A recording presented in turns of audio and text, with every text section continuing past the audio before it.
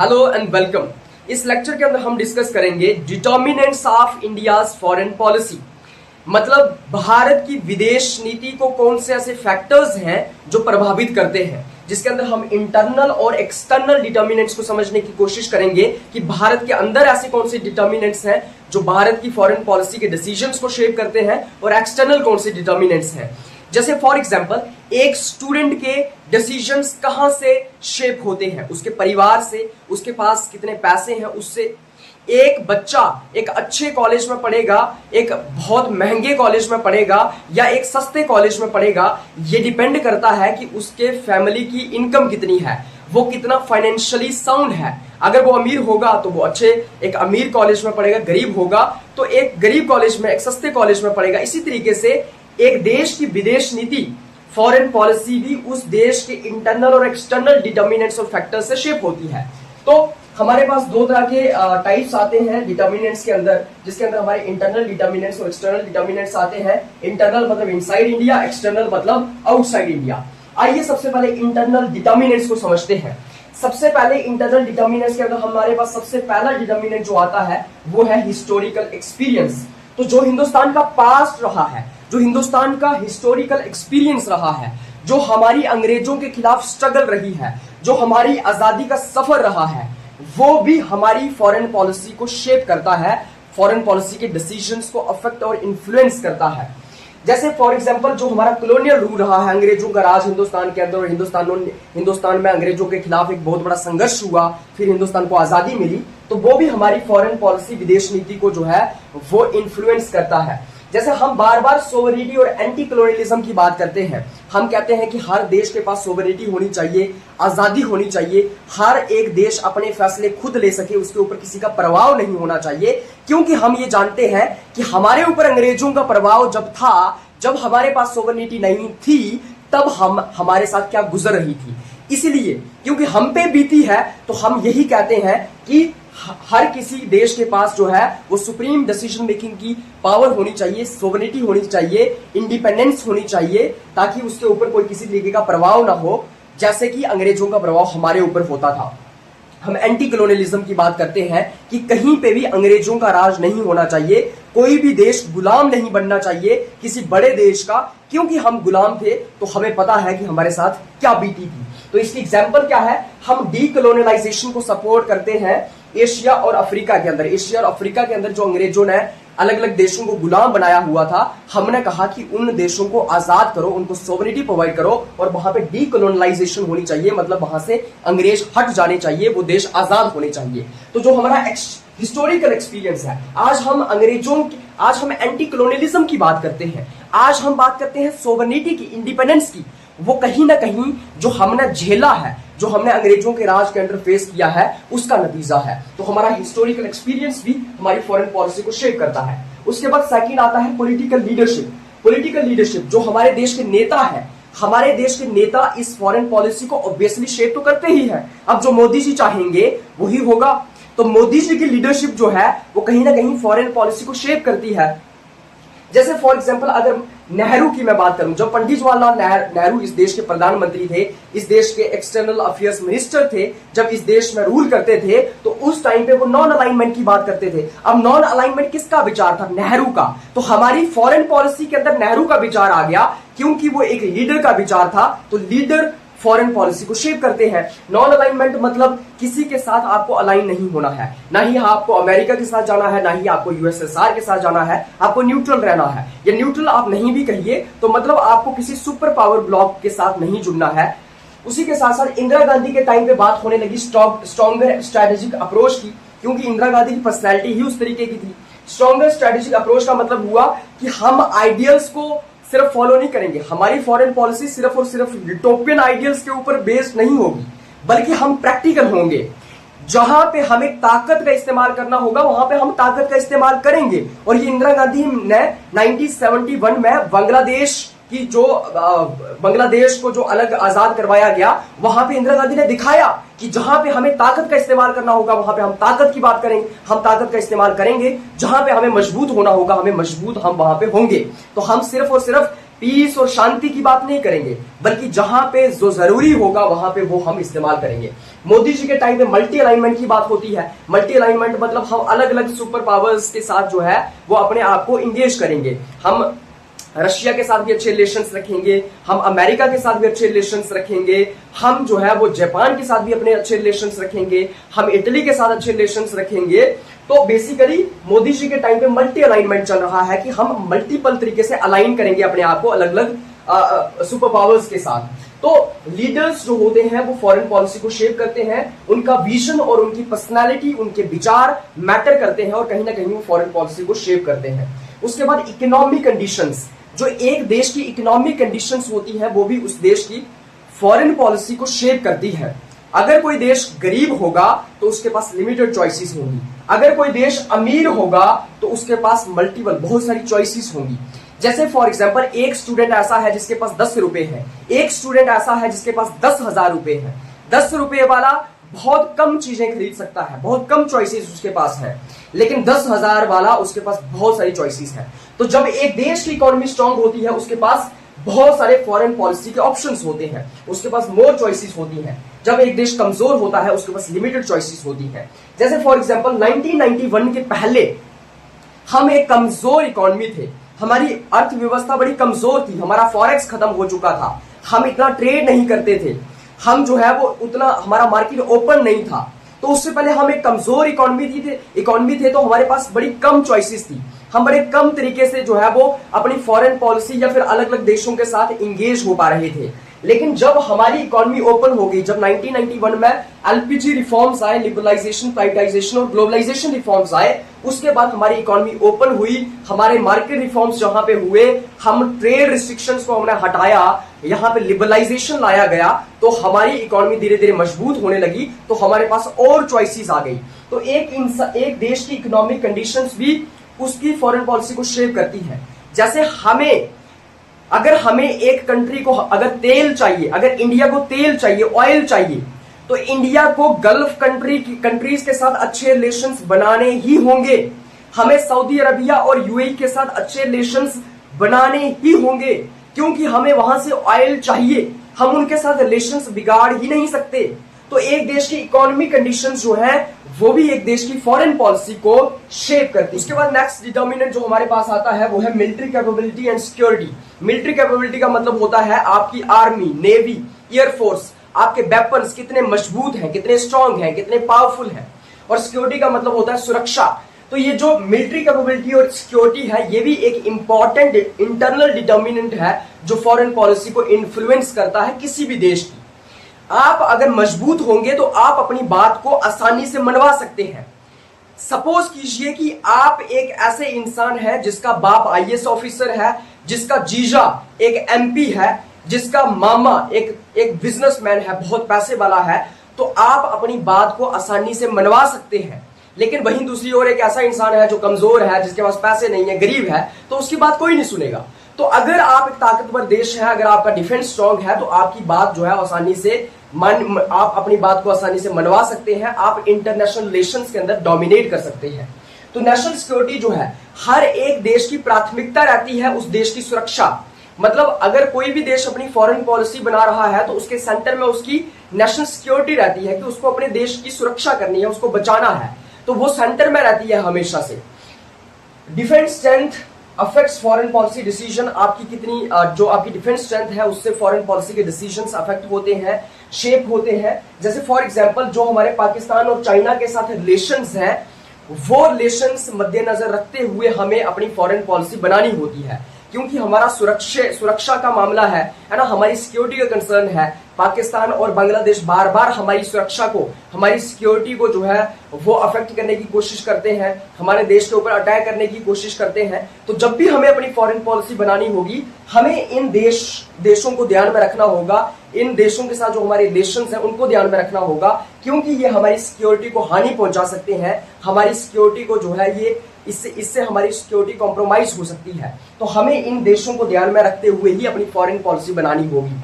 Nuclear weapon programme की आप बात कर लीजिए, हमने अपना न्यूक्लियर वेपन प्रोग्राम लॉन्च किया, हमने अपने आप को एक न्यूक्लियर वेपन स्टेट बनाया, एक ऐसा देश जिसके पास न्यूक्लियर वेपन होगा। इसका कारण यही था कि हम अपनी सिक्योरिटी जो है उसको मद्देनजर रखते हुए हम अपने आप को मजबूत करना चाहते थे, ताकि ये जो हमारे आसपास कुछ कुत्ते घूमते हैं जो बार बार हमारे ऊपर भौंकते हैं, बांग्लादेश की आप बात कर लीजिए, पाकिस्तान की आप बात कर लीजिए, ताकि उनसे हम अपने आप को मजबूत कर सकें और एक डिफरेंस का एक टूल हमारे पास आ सके, ताकि ये देश जो है हमसे डरे और हमारी सिक्योरिटी जो है वो सुरक्षित रहे, हम सुरक्षित रहे। उसके बाद domestic policy and public opinions, ये भी एक इंपॉर्टेंट डिटर्मिनेंट है फॉरेन पॉलिसी के अंदर। एक देश की जो डोमेस्टिक पॉलिसी होती है, मतलब एक देश के अंदर जो पॉलिसीज होती हैं, या फिर जो पब्लिक का ओपिनियन, जो जनता का विचार होते हैं, जनता की सोच होती है, उससे भी फॉरेन पॉलिसी शेप होती है, इन्फ्लुएंस होती है। एक आम जनता क्या सोचती है, उसके क्या विचार है, उनको भी मद्देनजर रखना पड़ता है एक सरकार को अपनी फॉरेन पॉलिसी बनाते हुए। जैसे फॉर एग्जांपल जो हमारे जो नेबरिंग कंट्रीज हैं, जैसे आप बांग्लादेश की बात कर लीजिए, पाकिस्तान की बात कर लीजिए, म्यांमार की बात कर लीजिए, श्रीलंका की बात कर लीजिए, इन कंट्रीज की वजह से हमारे देश के लोग प्रभावित होते हैं, अफेक्ट होते हैं। खास करके इन कंट्रीज के साथ जो हमारी बॉर्डर स्टेट्स हैं, जैसे फॉर एग्जांपल बांग्लादेश के साथ हमारी कौन सी स्टेट्स का बॉर्डर लगता है, हमारी वेस्ट बंगाल की आप बात कर लीजिए, असम की बात कर लीजिए, तो वेस्ट बंगाल और असम के अंदर रहने वाले लोग बांग्लादेश से आने वाले रेफ्यूजीज की वजह से, इमिग्रेंट्स की वजह से जो है प्रभावित होते हैं, उनको प्रॉब्लम्स फेस करनी पड़ती है। वहीं दूसरी ओर पाकिस्तान की वजह से जो पाकिस्तान के साथ बॉर्डर स्टेट्स हैं, कश्मीर की आप बात कर लीजिए, आप पंजाब की बात कर लीजिए, वहां के लोगों को प्रॉब्लम्स फेस करनी पड़ती है। या फिर आप श्रीलंका की वजह से तमिलनाडु के अंदर लोगों के कंसर्न्स होते हैं। तो इन लोगों के जो सोच है, इन लोगों के जो डिमांड्स हैं, उनको भी मद्देनजर रखना होता है सरकार को फॉरेन पॉलिसी बनाते वक्त। तो जो एक पब्लिक के ओपिनियंस होते हैं, जो पॉलिटिकल पार्टीज होती हैं, जो पब्लिक के ओपिनियंस होते हैं, वो भी पॉलिसी को इन्फ्लुएंस करते हैं। बॉर्डर स्टेट्स जो होती हैं वो डिसीजंस को अफेक्ट करती है। मतलब अगर आपको बांग्लादेश के साथ फॉरेन पॉलिसी को शेप करना है, बांग्लादेश के साथ अगर आपको अपने रिलेशंस को डिटरमाइन करना है, फॉर एग्जांपल हिंदुस्तान की सरकार बांग्लादेश के साथ अपने रिलेशंस को मेंटेन कर रही है या फिर फॉरेन पॉलिसी को कंडक्ट कर रही है, तो हिंदुस्तान की सरकार को जो असम और बांग्लादेश, वेस्ट बंगाल के अंदर रहने वाले लोग हैं, उनके कंसर्न्स को मद्देनजर रखते हुए, उन लोगों की प्रॉब्लम्स को देखते हुए और उन लोगों के ग्रीवेंसेस को मद्देनजर रखते हुए बांग्लादेश के साथ हमें अपने रिलेशंस बनाने पड़ेंगे। पाकिस्तान के साथ हमें अपने रिलेशंस कश्मीर के लोगों के कंसर्न्स को मद्देनजर रखते हुए बनाने पड़ेंगे। श्रीलंका के साथ हमें अपने रिलेशंस और फॉरेन पॉलिसी कंडक्ट करनी होगी तमिलनाडु के लोगों के कंसर्न्स को मद्देनजर रखते हुए, ताकि उन लोगों को दिक्कत ना हो। तो जो हमारे रिलेशंस है बांग्लादेश और श्रीलंका के साथ, वो बेसिकली ये जो हमारे बांग्लादेश और श्रीलंका के साथ रिलेशंस है, वो कहीं ना कहीं अफेक्ट होते हैं हमारी डोमेस्टिक पॉलिसी और पब्लिक ओपिनियन से, और खास करके उन लोगों के ओपिनियन से, उन लोगों के कंसर्न से जो लोग इन स्टेट्स की वजह से, इन कंट्रीज की वजह से, बांग्लादेश और श्रीलंका की वजह से अफेक्टेड है। उसके बाद नेक्स्ट हमारे पास आता है आइडियोलॉजी एंड नेशनल वैल्यूज। एक देश के जो विचार, आइडियोलॉजी होती है, या फिर उस देश की जो वैल्यूज होती है, परंपरा होती है, जो उसकी सिविलाइजेशनल इथोस होते हैं, वो भी उस देश की फॉरेन पॉलिसी को शेप करते हैं, इन्फ्लुएंस करते हैं। आप एग्जांपल लीजिए, हिंदुस्तान के लोग शुरू से नॉन अलाइनमेंट के ऊपर मानते आए हैं। हमारे देश की आइडियोलॉजी रही है, वैल्यूज रही है, परंपरा रही है कि हम एंटी कॉलोनियलिज्म की बात करते हैं, हम पीसफुल को एग्जिस्टेंस की बात करते हैं, हम नॉन वायलेंस की बात करते हैं, हम कंपैशन की बात करते हैं। तो ये जो वैल्यूज हैं, जो जनता, एक देश की जनता जिन वैल्यूज को, जिन परंपराओं को मानती है, जिस विचारधारा को फॉलो करती है, वो विचारधारा भी फॉरेन पॉलिसी को गाइड करती है। तो एक देश के जो आइडियाज और बिलीफ्स होते हैं, वो फॉरेन पॉलिसी को गाइड करते हैं। जैसे नॉन अलाइनमेंट शुरू से ही हमारा एक स्टैंड रहा है। वो स्टैंड क्या है कि ना ही हम यूएसएसआर को ज्वाइन करेंगे, ना ही हम अमेरिका को ज्वाइन करेंगे। हम कोल्ड वॉर के टाइम पे ये जो पावर ब्लॉक्स की पॉलिटिक्स है, इसमें हम नहीं पड़ेंगे, ना ही हम रशिया के साथ जाएंगे, ना ही हम अमेरिका के साथ जाएंगे। जैसे हम एंटी कॉलोनियलिज्म की बात करते रहे हैं कि भाई कॉलोनियलिज्म नहीं होना चाहिए, अंग्रेजों का राज नहीं होना चाहिए, या फिर एक बड़ा देश जब दूसरे देश को गुलाम बना लेता है, वैसा नहीं होना चाहिए। और जो देश गुलाम बनाए हुए हैं, उनके पास पूरा हक है आजाद होने का। हम पीसफुल कोएग्जिस्टेंस की बात करते आए हैं शुरू से ही, कि पीसफुल कोएग्जिस्टेंस होनी चाहिए, देश आपस में लड़े नहीं बल्कि आराम से प्यार से रहें, आपस में लड़ाई नहीं होनी चाहिए बल्कि एक प्रेम होना चाहिए। तो ये जो वैल्यूज हैं ये शुरू से ही हमारी फॉरेन पॉलिसी को गाइड करती आई हैं और हमारी फॉरेन पॉलिसी के अंदर रिफ्लेक्ट होती हैं। हम इसी चीज की बात करते हैं अपनी फॉरेन पॉलिसी के अंदर ही। लेकिन आजकल हम प्रैग्मेटिज्म की ज्यादा बात करते हैं। हम पहले आइडियोलॉजी की बात करते थे, वैल्यूज की बात करते थे कि ऐसा होना चाहिए, सब सही होना चाहिए, शांति होनी चाहिए, लड़ाई नहीं होनी चाहिए, प्यार होना चाहिए। लेकिन आज के टाइम पे हम कहते हैं कि प्यार की तुम बात करते हो, हम प्यार की तो बात करते हैं, लेकिन जहां पे हथियार जरूरी है वहां पे हम हथियार उठाएंगे, जहां पे ताकत जरूरी है वहां पे हम ताकत दिखाएंगे।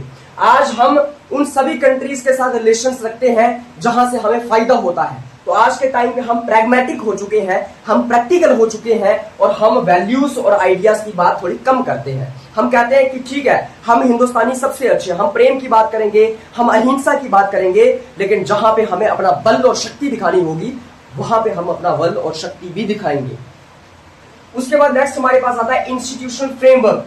अब ये जो सारे के सारे इंटरनल डिटर्मिनेंट्स मैंने आपको बताए, ये फॉरेन पॉलिसी को शेप और इन्फ्लुएंस तो करते ही है, लेकिन उसी के साथ साथ जो हमारा इंस्टीट्यूशंस है वो भी हमारी फॉरेन पॉलिसी को बनाते हैं। जैसे फॉर एग्जांपल हमारे जो इंस्टीट्यूशंस हैं, जैसे ministry of external affairs, prime minister का ऑफिस है, नेशनल सिक्योरिटी काउंसिल है, ये सारे के सारे इंस्टीट्यूशंस, इनका काम यही है कि ये फॉरेन पॉलिसी बनाते हैं। तो जैसे फॉर एग्जांपल एक स्कूल का प्रिंसिपल जो होता है वो हेड तो होता ही है, लेकिन उसको स्टाफ मेंबर्स हेल्प करते हैं कि कैसे स्कूल को चलाना है। इसी तरीके से ये जो अलग अलग इंस्टीट्यूशंस हैं ये हमारे एक्सटर्नल अफेयर मिनिस्टर या फिर प्राइम मिनिस्टर को हेल्प करते हैं और इन्हीं इंस्टीट्यूशंस की वजह से इन्हीं इंस्टीट्यूशन से जो है वो फॉरेन पॉलिसी को बनाया जाता है। तो foreign policy is made through these institutions, that is ministry of external affairs, prime minister's office, national security council. तो ये है हमारे इंटरनल डिटर्मिनेंट्स, इंटरनल फैक्टर्स जो हमारी फॉरेन पॉलिसी को प्रभावित करते हैं। और इंटरनल फैक्टर्स का मतलब जो एक देश के अंदर के फैक्टर्स होते हैं। अब हम डिस्कस करेंगे एक्सटर्नल फैक्टर्स के। Let us now discuss that how external determinants influence India's foreign policy. External determinants means factors outside India and which influence India's foreign policy. इसके अंदर सबसे पहले आता है international power structure. International power structure का मतलब होता है कि पूरी दुनिया के अंदर पावर कैसे डिवाइडेड है। क्या सारी की सारी पावर एक देश के पास है, एक सबसे ताकतवर देश है पूरी दुनिया के अंदर? अगर ऐसा है तो यूनिपोलर वर्ल्ड है। जैसे कोल्ड वॉर के बाद हमने देखा कि सबसे ज्यादा ताकतवर देश, पावरफुल देश पूरी दुनिया के अंदर अमेरिका था। तो इस पावर डिस्ट्रीब्यूशन के सिस्टम को हम कहते हैं यूनिपोलर वर्ल्ड, जहां पे सारी की सारी पावर एक सिंगल पावर के अंदर कंसेंट्रेटेड होती है और एक सबसे ज्यादा ताकतवर देश होता है पूरी दुनिया के अंदर, बाकी देश उसके मुकाबले ताकतवर नहीं होते हैं। जैसे कोल्ड वॉर के बाद 1991 के बाद हमने देखा कि अमेरिका, यूएसए सबसे ताकतवर देश था, तो उसको हम कहते हैं यूनिपोलर वर्ल्ड। Unipolar world. अगर पूरे देश के अंदर, पूरी दुनिया के अंदर दो सबसे ताकतवर देश हैं, दो सुपर पावर्स हैं और बराबर बराबर की पावर उनके पास है, उसको हम कहते हैं बाइपोलर वर्ल्ड। जैसे कि कोल्ड वॉर के टाइम पे हमने देखा कि इस साइड सोवियत यूनियन था, उस साइड अमेरिका था और दोनों के पास बराबर बराबर की पावर थी और दोनों सबसे ताकतवर सुपर पावर्स थी इस दुनिया के अंदर, बाकी देश उनके मुकाबले ताकतवर नहीं थे। तो उसको हम कहते हैं bipolar world. When the world is controlled by two super powers and these two super powers have the enormous amount of power, और जो कि बराबर बराबर उनके पास बहुत सारी ताकत है। और जब दुनिया के अंदर बहुत सारे देश ताकतवर हो, बहुत सारी सुपर पावर्स हो, जैसे आज के टाइम पे China, France, India, Russia, America, ये सब देश जो है वो सुपर पावर्स हैं या फिर ग्रेट पावर्स हैं। तो जब पूरी दुनिया के अंदर बहुत ताकतवर देश, बहुत सारे देश ताकतवर हों, तो उसको हम कहते हैं मल्टीपोलर वर्ल्ड। तो ये जो इंटरनेशनल पावर स्ट्रक्चर होता है कि पूरी दुनिया के अंदर पावर कैसे डिवाइडेड है, ये भी एक देश की फॉरेन पॉलिसी को प्रभावित करता है। क्योंकि जब अगर यूनिपोलर वर्ल्ड चल रही है, एक ही देश सबसे ताकतवर है, मान लीजिए अमेरिका, तो हमें अमेरिका के साथ अच्छे रिलेशंस बनाने होंगे, क्योंकि अमेरिका पूरी दुनिया की पॉलिटिक्स को प्रभावित करता है, तो अमेरिका के साथ हमें अच्छे संबंध बनाने होंगे। अगर बाइपोलर वर्ल्ड चल रहा है, जैसे फॉर एग्जांपल कोल्ड वॉर के टाइम पे एक साइड सोवियत यूनियन पावरफुल था, एक साइड अमेरिका पावरफुल था, तो उस टाइम के पावर स्ट्रक्चर ने इंडिया की फॉरेन पॉलिसी को कैसे अफेक्ट किया कि हमने नॉन अलाइन मूवमेंट को आगे रखा। हमने कहा ना ही हम सोवियत यूनियन के साथ पूरे तरीके से अपने आप को अलाइन करेंगे, ना ही हम अमेरिका के साथ अपने आप को पूरे तरीके से अलाइन करेंगे। तो वो जो पावर स्ट्रक्चर था उससे जो है वो हमने अपनी फॉरेन पॉलिसी को शेप किया, उससे हमारी फॉरेन पॉलिसी प्रभावित हुई, जिसमें हमने फैसला लिया कि हम इंडिपेंडेंट रहेंगे, ना ही अमेरिका के साथ जाएंगे, ना ही सोवियत यूनियन के साथ जाएंगे। तो बेसिकली आज के टाइम पे आप देख लीजिए, इंडिया मल्टीपल पावर्स के साथ अच्छे रिलेशंस बनाने की कोशिश करता है। रशिया के साथ हम एनर्जी के लिए डिपेंडेंट है, रशिया के ऊपर डिफेंस के लिए हम रशिया के ऊपर डिपेंड है, तो हम रशिया के साथ भी अच्छे रिलेशंस रख रहे हैं। अमेरिका के साथ अच्छे रिलेशंस रख रहे हैं क्योंकि हमें वहां से ट्रेड इन्वेस्टमेंट चाहिए, हमें वहां से टेक्नोलॉजी और इनोवेशन चाहिए। हम गल्फ कंट्रीज के साथ, मिडिल ईस्ट के साथ अच्छे रिलेशंस रखते हैं क्योंकि हमें वहां से ऑयल चाहिए। हम चाइना के साथ जो है हमें चाइना के साथ अपने रिलेशंस को बड़े ध्यान से जो है वो शेप और फ्रेम करना होता है, क्योंकि चाइना हमारे लिए एक बहुत बड़ा थ्रेट है, हमारे बॉर्डर्स इश्यूज के साथ। तो आज के टाइम पे हम अलग अलग कंट्रीज के साथ अच्छे रिलेशंस रखने की कोशिश कर रहे हैं, क्योंकि आज के टाइम पे मल्टीपोलर वर्ल्ड है और हमारी कई सारी जरूरतें जो हैं वो अलग अलग ग्रेड पावर से पूरी होती है। उसके बाद सेकंड इसके अंदर आता है रिलेशंस विद मेजर पावर। ये मायने रखता है कि हमारे रिलेशंस कैसे हैं मेजर पावर के साथ। तो रिलेशंस विद पावरफुल कंट्रीज जो है वो मैटर करते हैं। यूएसए के साथ आपके कैसे रिलेशन है, रशिया के साथ कैसे रिलेशन है, चाइना के साथ कैसे रिलेशन है, ये बहुत मायने रखते हैं। क्योंकि यूएसए, मैंने आपको बताया कि यूएसए के ऊपर हम जो है वो डिफेंस के लिए या फिर स्ट्रेटेजिक पार्टनरशिप की बात कर लीजिए, या फिर आप इनोवेशन, इन्वेस्टमेंट, ट्रेड की बात कर लीजिए, इन सब चीजों के लिए हम यूएसए के ऊपर डिपेंड हैं। तो हमें यूएसए के साथ अच्छे रिलेशंस मेंटेन करने होंगे, रशिया के साथ हमें अच्छे रिलेशंस मेंटेन करने होंगे, क्योंकि हमारी कई सारी डिफेंस की नीड्स वहां से पूरी होती है। चाइना को हमें मद्देनजर रखना होगा, क्योंकि चाइना हमारा एक बहुत बड़ा थ्रेट है हमारे लिए। बॉर्डर्स के हमारे साथ, उसके साथ बॉर्डर डिस्प्यूट है हमारे चाइना के साथ। तो इन बड़ी बड़ी मेजर पावर्स के साथ जो हमें रिलेशंस जो है हमारे, वो बहुत मायने रखते हैं और फॉरेन पॉलिसी को इन्फ्लुएंस करते हैं। उसके बाद सेकंड इसके अंदर आता है जियोपॉलिटिकल लोकेशन। एक देश की ज्योग्राफिकल लोकेशन क्या है, पूरी दुनिया के मैप के ऊपर एक देश कहां पे आता है, यह भी मायने रखता है। जैसे हिंदुस्तान की पोजीशन क्या है साउथ एशिया के अंदर। साउथ एशिया मतलब ये जो हिंदुस्तान के नेबरिंग कंट्रीज हैं, आप पाकिस्तान की बात कर लीजिए, बांग्लादेश की, नेपाल की, श्रीलंका की, म्यांमार की, चाइना की, इनके साथ हम कैसे डील कर रहे हैं, हमारे रिलेशंस कैसे हैं इनके साथ, हमारी पोजीशन क्या है यहाँ पे। क्या हमारा हमेशा से इनके साथ, अपनी नेबरिंग कंट्रीज के साथ कॉन्फ्लिक्ट ही चलता रहता है, या हमारे पीसफुल रिलेशंस हैं, हमारी पोजीशन क्या है साउथ एशिया के अंदर, ये भी मायने रखती है और फॉरेन पॉलिसी को इन्फ्लुएंस, प्रभावित करती है। इंडियन ओशन रीजन के अंदर हमारी क्या सिचुएशन है, क्या पोजीशन है, क्योंकि हिंदुस्तान एक तरफ बे ऑफ बंगाल, दूसरी तरफ अरेबियन सी और तीसरी तरफ इंडियन ओशन से घेरा हुआ है। कई सारे ट्रेड रूट्स जो है वो इंडियन ओशन से गुजरते हैं। बहुत सारा सामान जो हम बाकी कंट्रीज से मंगवाते हैं वो इंडियन ओशन से ही गुजर के आता है। बहुत सारे शिप्स जो है वो इसी इंडियन ओशन से गुजर के जाती है। बहुत सारी कंट्रीज के लिए कंट्रीज ट्रेड करती हैं इसी इंडियन ओशन से। तो अगर हम इंडियन ओशन के अंदर स्ट्रांग होंगे, हमारी पोजीशन स्ट्रांग होगी, हमारा दबाव होगा, हमारा प्रभाव होगा इंडियन ओशन के ऊपर, तो ये हमें स्ट्रेटेजिकली फायदा करेगा, ये हमें बेनिफिट पहुंचाएगा और हमारी फॉरेन पॉलिसी को भी शेप करता है। हम इंडियन ओशन को मद्देनजर रखते हुए अपनी फॉरेन पॉलिसी बनाते हैं कि हमारी पोजीशन क्या होगी इंडियन ओशन के अंदर, कैसे हमें इंडियन ओशन के अंदर अपने आप को मजबूत करना है, स्ट्रेटेजिकली अपने आप को स्ट्रेंथन करना है और अपना एक प्रभाव जनरेट करना है। इंपॉर्टेंट ट्रेड्स रूट, जो अलग अलग ट्रेड रूट्स हैं, जो इंपॉर्टेंट ट्रेड रूट्स हैं, जहां पे पूरी दुनिया का ट्रेड होता है, वहां पे हमारी पोजीशन क्या है, हमारा कितना कंट्रोल है उन ट्रेड रूट्स के ऊपर, ये भी मायने रखता है और फॉरेन पॉलिसी को प्रभावित करता है। उसके बाद रीजनल इन्वायरमेंट, हमारा जो रीजनल इन्वायरमेंट है, relations with neighbouring countries affect foreign policy. जो हमारे अलग अलग नेबरिंग कंट्रीज के साथ रिलेशंस है, रीजनल इन्वायरमेंट का मतलब होता है कि हमारे कैसे रिलेशंस हैं अपनी नेबरिंग कंट्रीज के साथ, पाकिस्तान के साथ, बांग्लादेश के साथ, श्रीलंका के साथ, म्यांमार के साथ, चाइना के साथ, नेपाल के साथ, भूटान के साथ, उनके साथ हमारे कैसे रिलेशंस हैं, ये मायने रखते हैं। क्योंकि अगर हम उनके साथ हमेशा लड़ते ही रहेंगे तो हमारी सारी एनर्जी वहीं पे वेस्ट हो जाएगी, हम पूरी दुनिया के साथ प्रॉपर तरीके से डील नहीं कर पाएंगे, हम अपने आप को इंप्रूव नहीं कर पाएंगे, स्ट्रेंथन नहीं कर पाएंगे। अगर मान लो आपके परिवार के अंदर ही लड़ाई चल रही है, आपके पड़ोसियों के साथ ही आपकी लड़ाई चल रही है, तो आप दुनिया को फतेह कैसे कर पाओगे। तो मतलब आपके पाकिस्तान, चाइना, बांग्लादेश, नेपाल, श्रीलंका के साथ कैसे रिलेशंस हैं। अगर हमेशा लड़ाई चल रही है तो सारी एनर्जी आपकी यहीं पे वेस्ट हो जाएगी। आप अपने आप को सिक्योर करने की कोशिश करोगे इन नेबरिंग कंट्रीज से और आप प्रभावशाली नहीं बन पाओगे, अपने आप को मजबूत नहीं बन पाओगे। So you have to maintain the good relations with these neighbouring countries and maintaining good relations with neighboring countries and this regional environment influence your foreign policy, influence the foreign policy of any country। तो ये जो regional environment होता है ये भी हर एक देश की फॉरेन पॉलिसी को इन्फ्लुएंस करता है। One more thing that I want to add here कि ये सारा का सारा मैं पढ़ा रहा हूं इस किताब से जो कि मैंने खुद लिखी हुई है।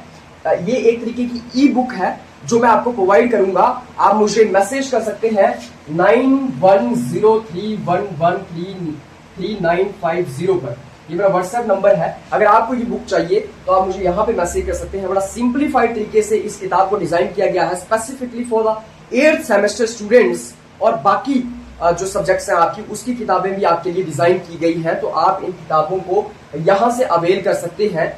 You can just message me on this WhatsApp number and I will provide you this e books there. तो बड़े इजी मैनर में ये लिखी गई है। उसके बाद ग्लोबल इकोनॉमिक सिस्टम, ये जो डिटर्मिनेंट है ये भी फॉरेन पॉलिसी को इन्फ्लुएंस करता है। ग्लोबल इकोनॉमिक सिस्टम का मतलब होता है अलग अलग कंट्रीज के इकोनॉमिक रिलेशंस कैसे हैं, कैसे अलग अलग कंट्रीज आपस में ट्रेड कर रही हैं, इन्वेस्टमेंट कर रही हैं, कैसे अलग अलग कंट्रीज जो है वो आपस में इकोनॉमिक रिलेशंस बिल्ड कर रही हैं। अल्टीमेटली पैसा तो मायने रखता ही है, तो ये भी फॉरेन पॉलिसी को शेप करता है। You always have to maintain the good relations with the countries जिनके साथ आप ट्रेड करते हैं, जहां पे आप अपना सामान बेचते हैं, जहां से आप अपना सामान मंगवाते हैं। जैसे हिंदुस्तान को हमेशा गल्फ कंट्रीज के साथ, मिडिल ईस्ट कंट्रीज के साथ अच्छे रिलेशंस मेंटेन करने होंगे, क्योंकि हम वहां से क्रूड ऑयल मंगवाते हैं, वहां से हमारी ऑयल की एनर्जी की नीड्स पूरी होती है, एनर्जी सिक्योरिटी वहां से हमारी जो है वो एनर्जी की नीड्स पूरी होती है। जिनके साथ हम ट्रेड करते हैं, हम यहां से मेडिसिन बेचते हैं, टेक्सटाइल बेचते हैं, हम कई सारी चीजें बाहर से यहां पे मंगवाते हैं, तो आपको उन कंट्रीज के साथ अच्छे रिलेशंस तो मेंटेन करने ही होंगे। जहां से आपको फॉरेन इन्वेस्टमेंट मिल रही है, जैसे अमेरिका जैसी कंट्रीज, जापान जैसी कंट्रीज या यूरोप जैसी कंट्रीज, उनके साथ आपको अच्छे रिलेशंस मेंटेन करने होंगे, क्योंकि उनकी बड़ी बड़ी कंपनीज जो हैं आपके देश में इन्वेस्ट करती हैं। जब आपके देश में इन्वेस्ट करती हैं तो आपके लोगों को यहां पे रोजगार मिलता है, जिससे आपके देश को फायदा होता है। तो आपको उन कंट्रीज के साथ अच्छे रिलेशंस मेंटेन करने होंगे। तो ये जो इकोनॉमिक सिस्टम है पूरी दुनिया के अंदर, ये जो इकोनॉमिक रिलेशंस हैं अलग अलग कंट्रीज के, वो भी मायने रखते हैं और फॉरेन पॉलिसी को इन्फ्लुएंस करते हैं। क्योंकि कोई भी कंट्री आइसोलेशन में ग्रो नहीं कर सकती है, डेवलप नहीं कर सकती है। You need the support of other countries to grow yourself, to develop yourself economically and in any aspect. उसके बाद इसके अंदर आता है इंटरनेशनल ऑर्गेनाइजेशंस। ये जो इंटरनेशनल ऑर्गेनाइजेशंस हैं, international organisation are a kind of platform, जो कि अलग अलग कंट्रीज के लिए एक तरीके का प्लेटफॉर्म है, जहां पे अलग अलग कंट्रीज जाके कॉपरेशन कर सकती है, अलग अलग इश्यूज को डिस्कस कर सकती है, अलग अलग कंसर्न्स को टैकल कर सकती है। जैसे आप यूनाइटेड नेशन की बात कर लीजिए, पीस और सिक्योरिटी को मेंटेन करने के लिए यूनाइटेड नेशन बहुत जरूरी है।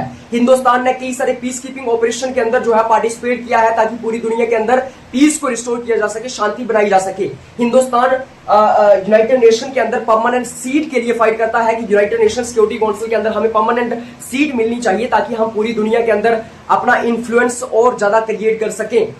G20 के अंदर जो है, G20 इसलिए भी मायने रखता है कि वहां पे आप इकोनॉमिक पार्टनरशिप बिल्ड कर सकते हो, स्ट्रेटेजिक पार्टनरशिप्स को बिल्ड कर सकते हो। ब्रिक्स मायने रखता है, जिसमें Brazil, Russia, India, China, south Africa जैसी कंट्रीज आती हैं, जहां पे आप जो है वो कई सारी प्रोग्राम्स या कई सारी ट्रीटीज वहां पे कर सकते हो, इकोनॉमिकली अपने आप को स्ट्रॉन्ग कर सकते हो, या फिर कई सारे एस्पेक्ट्स के अंदर कॉपरेशन या पार्टनरशिप आप कर सकते हो। तो ये जो इंटरनेशनल ऑर्गेनाइजेशंस हैं इसलिए मायने रखते हैं क्योंकि आपको प्लेटफॉर्म मिलता है यहाँ पे, और आप अपने आप को और ज्यादा स्ट्रॉन्ग बना सकते हैं, अपने नेशनल इंटरेस्ट को और ज्यादा अचीव कर सकते हैं। आपको प्लेटफॉर्म मिलता है कि आप अपने आप को और मजबूत कर सकें, इकोनॉमिकली आप पार्टनरशिप क्रिएट कर सकें, आप अलग अलग एस्पेक्ट्स के ऊपर जो है कॉपरेट कर सकें, अलग अलग कंट्रीज के साथ जो है वो कॉपरेट कर सकते हैं, मीटिंग कर सकते हैं, जिससे कि आप अपने आप को और मजबूत बना सकते हैं। तो international organisations are always the part of India's foreign policy, कि कैसे अलग अलग इंटरनेशनल ऑर्गेनाइजेशंस के अंदर आप अपनी पोजीशन को एस्टैब्लिश करेंगे, कैसे आप इंटरनेशनल ऑर्गेनाइजेशन के अंदर परफॉर्म करेंगे, ताकि अपने आप को और ज्यादा मजबूत किया जा सके, अपने नेशनल इंटरेस्ट को अचीव किया जा सके। उसके बाद नेक्स्ट इसके अंदर आता है ग्लोबल इश्यूज एंड चैलेंजेस। हमारी पूरी दुनिया के अंदर कुछ ऐसे इश्यूज और चैलेंजेस हैं जिनको एड्रेस करने के लिए, जिनको सॉल्व करने के लिए, जिनको टैकल करने के लिए पूरी दुनिया का कलेक्टिव एफर्ट चाहिए। सारे देशों का एक कलेक्टिव एफर्ट चाहिए। सभी देशों को एक यूनाइटेड फ्रंट के ऊपर आना होगा जिससे कि इन इश्यूज और चैलेंजेस को सॉल्व किया जा सके। जैसे कि क्लाइमेट चेंज, टेररिज्म और पैंडेमिक्स। अब क्लाइमेट चेंज की आप बात कर लीजिए, ग्लोबल वार्मिंग की आप बात कर लीजिए, इन्वायरमेंटल डिग्रेडेशन की बात कर लीजिए, एयर पोल्यूशन की बात कर लीजिए, ग्लेशियर्स का लगातार पिघलना उसकी बात कर लीजिए। ये कुछ ऐसे कंसर्न्स हैं जो कि पूरी दुनिया को प्रभावित करते हैं और पूरी दुनिया को इकट्ठा होकर इनको टैकल करना होगा। किसी एक देश के अकेले के बस की बात नहीं है इन इश्यूज को टैकल करना। जैसे टेररिज्म से सिर्फ इंडिया प्रभावित नहीं है, इंडिया फैक्टर नहीं है। अमेरिका की बात कर लीजिए, 9/11 अटैक्स की बात कर लीजिए, बाकी भी कई सारे देश जो है टेररिज्म से अफेक्टेड हैं, टेररिज्म की वजह से जूझ रहे, टेररिज्म की वजह से जो है वो कई सारी प्रॉब्लम्स फेस कर रहे हैं। तो इस टेररिज्म को टैकल करने के लिए, टेररिज्म की फंडिंग को रोकना, टेररिज्म को टैकल करना, इसके लिए भी कलेक्टिव एफर्ट चाहिए पूरी दुनिया का। पैंडेमिक्स, कोविड-19 की बात कर लीजिए, वायरसेस की बात कर लीजिए, फ्लू की बात कर लीजिए, इन सभी पैंडेमिक्स को टैकल करने के लिए भी पूरी दुनिया के अलग अलग देशों को इकट्ठा होना होगा, तभी इन पैंडेमिक्स और टेररिज्म या फिर इन ग्लोबल इश्यूज को आप टैकल कर सकते हो। तो ये जो ग्लोबल इश्यूज और चैलेंजेस होते हैं, हर एक देश की फॉरेन पॉलिसी का ये पार्ट होते हैं कि कैसे इन इश्यूज को टैकल करना है, कैसे इन इश्यूज को जो है वो इन इश्यूज और चैलेंजेस को जो है वो सॉल्व करना है, टैकल करना है। तो इस तरीके से हम डिस्कस करते हैं कि इंटरनल और एक्सटर्नल डिटर्मिनेंट्स क्या है इंडिया की फॉरेन पॉलिसी के, और सिर्फ इंडिया की फॉरेन पॉलिसी के इंटरनल और एक्सटर्नल डिटर्मिनेंट्स नहीं है ये, बल्कि पूरी दुनिया के अलग अलग देशों के फॉरेन पॉलिसी के इंटरनल और एक्सटर्नल डिटर्मिनेंट्स मेजरली और मेनली यही होते हैं। तो इस तरीके से हम इस लेक्चर को यहाँ पे कंप्लीट करते हैं। अगर आपको ये बुक चाहिए, ई बुक इंडियाज फॉरेन पॉलिसी, तो आप मुझे मैसेज कर सकते हैं 9103113950 के ऊपर। आपको ये बुक मैं ई बुक प्रोवाइड कर दूंगा, और बाकी 8 सेमेस्टर की बुक्स अगर आपको चाहिए वो भी मैं आपको प्रोवाइड करूंगा। पॉलिटिकल साइंस की कोई भी अगर आपको बुक चाहिए या फिर नोट्स चाहिए, आई विल प्रोवाइड यू। बड़े सिंप्लीफाइड मैनर में लिखी गई है और यहीं से मैंने आपको पढ़ाया भी है। Thank you so much for watching this lecture. Bye bye, take care, have a good day.